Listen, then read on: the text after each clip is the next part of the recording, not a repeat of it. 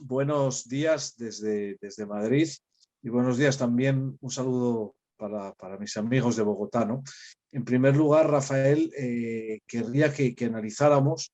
Rafael Nieto es precandidato presidencial del Centro Democrático, abogado, tiene una larga experiencia diplomática, también experiencia de gobierno y creo que es un fino analista político. En primer lugar, te querría preguntar, mi querido Rafael, ¿cómo analizas, ¿no? Estos 10 casi o 12 días, ¿no? de protestas, ¿no? ¿Qué lectura haces de las mismas y cómo las examinas, ¿no? Es la primera pregunta que te querría hacer. Ricardo, yo creo que hay que distinguir dos momentos completamente distintos en relación con lo que viene ocurriendo desde el 28 de abril. Ese día se citó a un paro y una manifestación con muchísima participación espontánea de mucha gente que creía, además comparto ese sentimiento, que la propuesta de reforma tributaria del gobierno era inoportuna e inconveniente. Y por eso salió a marchar de manera pacífica y, repito, espontánea. Otra cosa distinta es lo que ocurrió al final de ese día y lo que viene sucediendo desde entonces. Vandalismo, actos delincuenciales, bloqueos, violencia, vías de hecho.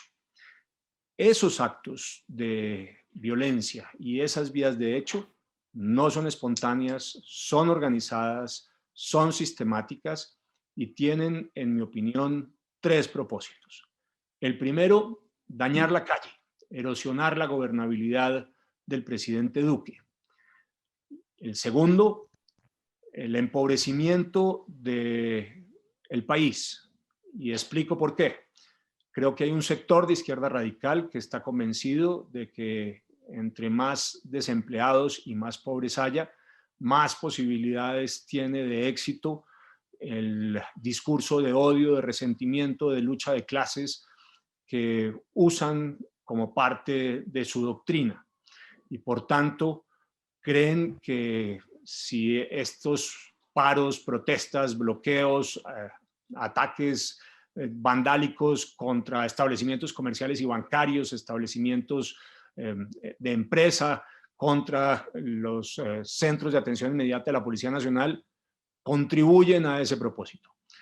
A ese propósito, repito, de generar más desempleo y más empobrecimiento. Y hay un tercer factor que es claramente político y es que hay otro sector de izquierda que cree que entre más difícil se ponga la calle, más pobres y más desempleados haya y más erosión de la gobernabilidad se produzca, más posibilidades de éxito tiene una candidatura de corte populista para las elecciones del próximo año. Sí, luego lo que sí se ha echado en falta, y esto se ha visto mucho en Cali, ¿no? Con el alcalde, y la llegada tardía del presidente, que hay un poco de ausencia de liderazgo, ¿no? Encima con una crisis de gobierno, algunas dimisiones, la salida de Carrasquilla, con una dirección errática. Se echa en falta un poco de liderazgo y también lo que se dice vulgarmente, ¿no? Unos buenos escuderos, ¿no? Que acompañen al presidente, ¿no? Nadie conoce a los ministros y se ve al presidente solo. ¿Crees que es así, que hay ausencia de liderazgo en el país? Creo que hay un problema en las autoridades locales, regionales y nacionales que, por supuesto, se refleja en esa sensación que tú describes, Ricardo. El gobernadora y el alcalde de Cali, gobernadora del Valle, el departamento del cual Cali es la capital, pues han tenido unas actitudes que son ambiguas, no son claras, donde a veces están a favor de la ciudadanía que está desarmada y pacífica y que sufre las consecuencias de estos bloqueos y de estos actos vandálicos, pero en otras ocasiones, sobre pretexto de que se está protegiendo una marcha pacífica, terminan siendo condescendientes con los vándalos y con quienes abusan de sus derechos y pretenden imponerle sus ideas y su manera de entender el mundo a los demás, como ocurre, por ejemplo, con la minga de ciertas poblaciones del Cauca. Ahora, no hay duda tampoco, en mi opinión, de que la actitud del gobierno nacional ha sido una que hasta hace apenas unos pocos días se veía timorata, se veía temerosa, se veía falta de asumir los riesgos de carácter político que suponen usar la fuerza legítima del Estado para combatir a los vándalos, a los delincuentes y a quienes acuden a las vías de hecho. Un gran temor por lo que pueda decir las organizaciones no gubernamentales de derechos humanos o los organismos internacionales de derechos humanos de la comunidad internacional. Creo que en esa dirección las críticas se pueden hacer en ambas direcciones. Y por supuesto, un gobierno nacional que le faltó claramente olfato y tacto político, que no pudo ver que proponer una reforma de esa naturaleza en estas circunstancias, cuando los ciudadanos apenas empiezan a sacar cabeza después de la peor crisis económica de la que tengamos noticia en Colombia, que es la que se origina con base en los confinamientos para tratar de atajar la propagación del COVID-19, pues la combinación, repito, de todos esos factores hace que esa sensación de ausencia de liderazgo que tú estás señalando sea una que tiene la mayoría de la población. Por el otro lado, uno ve a los líderes de izquierda entre complacientes y complacidos con los fenómenos del paro y la protesta, en una abierta contradicción de su discurso, un discurso que dice preocuparse por el desempleo y por la pobreza, pero que cuando apoya el paro y la protesta y los bloqueos solamente contribuye a que haya más quiebra de micros y pequeños empresarios, a que más ciudadanos terminen en la informalidad, a que haya más desempleo y por esa vía más pobreza. Esa contradicción no los afecta, no parece preocuparles en absoluto, y del otro lado una derecha atrapada por el hecho de haber escogido al presidente Duque como, bueno, como su candidato y como su presidente, y no encontrar en él las respuestas que quisiera frente a una coyuntura de esta naturaleza, con más firmeza, con más autoridad, con una apuesta por el orden y la seguridad. Y luego fíjate que también han aflorado, ¿no?, durante esta crisis ciertas tensiones en el centro democrático y ha habido críticas al presidente, ¿no?, incluso por no ir a Cali por parte de algunos senadores del centro democrático y algunas críticas más que he escuchado en estos días que he hablado con gente de Colombia, ¿no? Hay una cierta crisis del centro democrático y del uribismo y así se ha revelado. ¿No piensas lo mismo?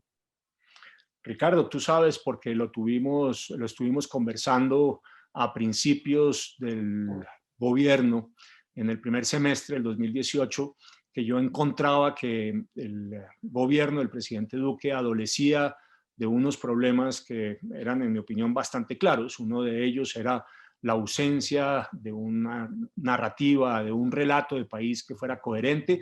Está claro a estas alturas que este es el gobierno de la pandemia y no va a ser más que eso, pero también unas dificultades de conexión con la propuesta de campaña, que no era lo que se estaba implementando en el gobierno, por un lado, y por el otro con el hecho de que terminó gobernando con, bueno, básicamente los partidos y los parlamentarios de la Unidad Nacional de Santos, lo que generaba una molestia en la dirigencia, en el liderazgo nacional, regional y local y en la base del centro democrático. Bueno, eso que manifestaba yo en ese entonces, lo recordarás en una conferencia, se repite finalmente a lo largo de estos 3 años y encuentra en esta crisis, en esta coyuntura, un punto de quiebre, porque son muchos los dirigentes del Centro Democrático y los parlamentarios que criticaron la manera en que el presidente Duque formuló su propuesta, que señalaron que era un grave error del presidente Duque no consultarlo antes con el presidente Uribe, que es el jefe natural del partido, su mentor y a quien le debe la presidencia, y no consultarlo tampoco con la bancada del Centro Democrático, y que además hoy critican esta sensación de que no hay suficiente autoridad, no hay liderazgo claro para recuperar la calle y ofrecerle a los ciudadanos la posibilidad de desarrollar sus actividades sin interferencias, de poderse movilizar libremente, sin bloqueos, y que tampoco parece ofrecerle la seguridad que necesita para tener la certeza de que su vida, su integridad y sus bienes van a estar protegidos. Y en esa combinación, por supuesto, las tensiones afloran más, como tú muy bien señalas. Y luego veo en las redes sociales muchas acusaciones en contra de Petro, de que está detrás del paro y demás, pero no he visto un papel protagónico de Petro en este paro. No sé qué opinión tienes tú o si tienes informaciones que desconocemos al respecto de que Petro esté utilizando esto de cara a las elecciones del 2022. ¿Conoces algo de este asunto? Lo primero que hay que mirar es quiénes hacen parte del Comité Nacional de Paro, Ricardo, y las organizaciones y las personas que hacen parte del Comité Nacional de Paro son todas de izquierda y la inmensa mayoría son petristas. Suponer que esas organizaciones y esos dirigentes políticos de izquierda, petristas, no están en esto sin haberlo hablado o consultado con Gustavo Petro me parece francamente una ingenuidad. Evidentemente, Petro estaba detrás del paro y lo estuvo promocionando. ¿Hasta cuándo? Hasta que se dio cuenta de que se le podía devolver políticamente, de que el hartazgo, el hastío de los ciudadanos trabajadores, de los ciudadanos de bien, de quienes quieren trabajar y no quieren parar, de quienes no quieren vandalismo, ni actos delincuenciales, ni ataques contra los establecimientos comerciales o bancarios, que lo que quieren es eso, que les den la oportunidad de ejercer su oficio y de desarrollar su emprendimiento libremente. Digo, cuando vio el costo que tenía para él político ese efecto que se estaba generando sobre las inmensas mayorías del país, porque hay que decir que en contra de lo que dicen los medios de comunicación, aquí y afuera, las protestas no son mayoritarias, no son masivas. Sí, el 28 hubo mucha gente que salió a la calle, pero muy lejos de las marchas millonarias que se hicieron hace unos años en Colombia contra las FARC. Aquí marcharon unas decenas de miles y no más que eso. Y los que se han quedado después en la calle son apenas unos pocos miles, pero generan esta sensación de caos, de desorden, de anarquía, de inseguridad que estoy describiendo. Cuando Petro reconoció que le estaba costando políticamente, voy a usar una expresión muy colombiana, reculó, se echó para atrás y ha empezado a sostener que no hay razón ni motivo para mantenerse en la calle. Pero es solamente una posición, repito, de táctica. Sin duda, detrás del paro estaba Petro y estaban los dirigentes de izquierda. De hecho, hoy, detrás del paro, están en el Comité Nacional de Paro todas estas organizaciones y dirigentes de izquierda, repito, la inmensa mayoría vinculadas a Petro. Y luego alguna gente señala, ¿no?, de que podría haber mano exterior del Foro de Sao Paulo o de Venezuela incluso, ¿no? ¿Crees que podríamos tener algunas pruebas o pistas que apuntan a que hay mano exterior en todo esto? Lo dijo Lenín Moreno, el expresidente del Ecuador, abierta y públicamente. Dijo que tenía pruebas que mostraban que en el eje Caracas-La Habana había una apuesta por intervenir en Colombia. Yo no tengo esas pruebas, no puedo afirmar que lo que dice Lenín Moreno sea cierto o falso, pero no tengo la menor duda de dos cosas. Uno, de que Colombia está en la mira de ese eje y de los países y organizaciones satélites a ese eje La Habana-Caracas. Lo ha dicho públicamente el mismo eje, de manera que no debería sorprendernos. No estoy diciendo algo que ellos mismos no reconozcan. Esta es la cereza del pastel. Es lo que considerarían ellos que terminaría por afianzar un proceso hegemónico de la izquierda en América Latina, la caída del régimen colombiano en manos de propuestas de izquierda del socialismo del siglo XXI, antes el Foro de Sao Paulo, hoy el Grupo de Cuenca. Ahora, dicho esto, el Grupo de Puebla. Dicho esto, el otro elemento que es real es que se han capturado no uno, sino varios elementos de la inteligencia venezolana en Colombia y que han sido después capturados y que ahora muy recientemente se ha expulsado a un primer secretario de la Embajada de Cuba en Colombia por actividades contrarias a la Convención de Viena sobre relaciones diplomáticas, es decir, en términos concretos, por realizar actividades de espionaje. Así que está probado que hay actividades profundas de espionaje de Caracas y La Habana en Colombia. Está fuera de discusión. Sí, luego yo te querría poner un poco también, no quiero justificar las protestas, ni la violencia, ni el vandalismo, ¿no? Pero evidentemente de fondo había unas ciertas razones sociales y económicas provocadas por la pandemia. que el país está social y económicamente muy mal, ¿no? Un poco lo que dijo Lenin, ¿no? De que cuando fracasó en la primera revolución, ¿no? Que los revolucionarios tienen que utilizar el momento preciso en que se den las condiciones sociales y económicas. Y el país está en una situación muy difícil, provocada por la pandemia, como muchos otros países del mundo, la gran mayoría de países del mundo. ¿No crees que esas razones también sociales, económicas, de pobreza, miseria, falta de empleo, han contribuido a crear el caldo de cultivo, digamos, para este estallido social ahora y político generalizado? ¿No crees que había ahí unas razones sociales y económicas muy potentes?